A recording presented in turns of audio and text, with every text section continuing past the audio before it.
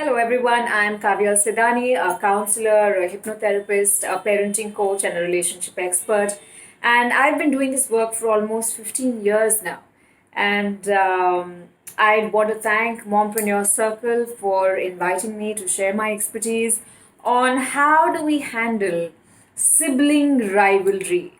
Isn't this the most wanted answer in the entire parenting universe? Obviously, the first question on Google is always, how do I understand my wife, or how do I understand women? But this is an equally important question for everybody who has a child and two children.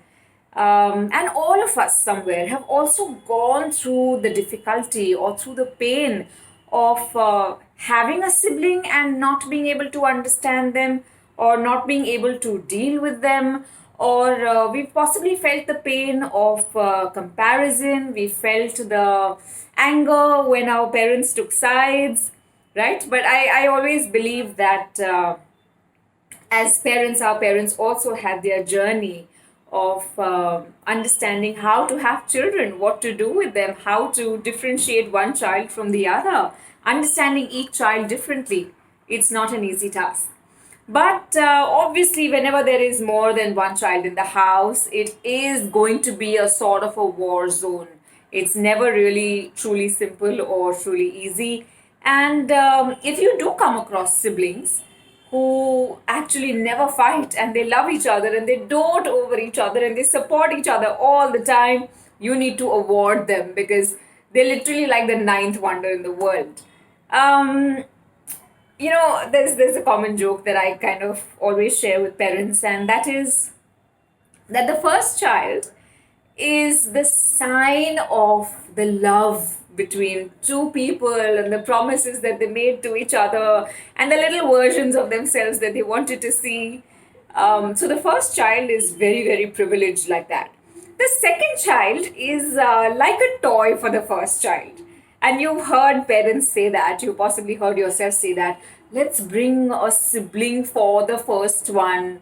Otherwise, the first one will be left alone. It's not like you don't love your second child, you tremendously love your second child. But that's the intent behind it, that you don't want your first child to be alone or lonely. However, as much as the intent is great, that, both these kids will get along and they will be companions and they will support each other through thick and thin, what we have actually seen as reality in the world is not quite supportive of that intent. You've seen sibling rivalries go a long, long way. You've seen siblings never talk to each other, never want to see each other's face, or they are with each other in court, or they almost want to kill each other, hate each other. Obviously, there are a lot of siblings who are beautifully bonded and just enough, but there are always exceptions. Anyway, so let's talk about what really happens here. When the first child comes, the first child rules the house. Daddy's schedule, Dada's schedule, mummy, papa, chacha, chachi, auntie, uncle, everybody's schedules are depending on this little guy or this little girl who's come in, and he or she is privileged to receive all the love and attention and time, undivided, undisputed attention. When the second one comes in, obviously there's going to be so much of division, right? And who likes that? So the first one is obviously going to be a little upset, and they feel like, I was the king or the queen of the house. Now what happened? Second thing that happens is that when the second child comes in, the first child almost loses his or her privilege to make mistakes, to do mischief, to do things that may not typically be right. Because now every parent wants to tell the child, sweetheart, now you're the older one. Now you should be more careful. Now you should be more responsible, because this young kid is going to look at you and, do exactly what you're doing. So if you do wrong things, he's also going to do wrong things, right? That's not a very nice thing. That's not really fair, right? Because the first child also has his or her right to make mistakes and his or her right to musty. And we kind of take that away. So that does add a little bit to the jealousy and the insecurity factor. But something more deeper than that also happens is that when the second child does some musty or some mischief, everybody tells the first child that, see, he's learnt it from you. You don't do this. You should stop doing it because he's learning everything. But nobody gives the first child any credit when the second one does something right. So all the first children who are born, all of you who are watching, I know that you're nodding your head that, yeah, I never got any credit for what was being done right. I always got the blame for everything that was going wrong. And then children fight. When they fight, she took my bag, he took my book, and all of that is just an excuse. They're not really fighting for the bag or the book. They're fighting because they want to see on whose side is mom or dad. And the biggest cardinal sin that we make as a parent is we end up taking sides. Please stop that, because it is in that moment of taking sides that the child decides who you love more. That may or may not be the truth, but it comes across exactly like that. And we also tell our children that, why are you being this way? See your older brother or see your younger sister, she's doing so well. Why aren't you doing it? You're not serious with your studies. Now, we are literally telling the child that whatever the child is not enough. And they need to be somebody else, and they need to be something else. And after that, you will approve of them.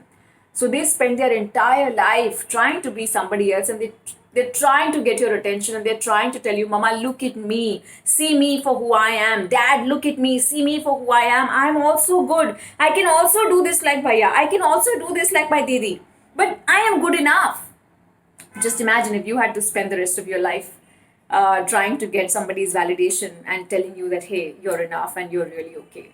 So what do we need to do now? Quickly, stop interfering in their fights. First of all, stop taking sides. What I generally do is if my kids are fighting, I tell them, hey, I'm going to leave you guys alone. If one of you is hurt or needs to go to the hospital, call me. Otherwise, I'm out of this scene.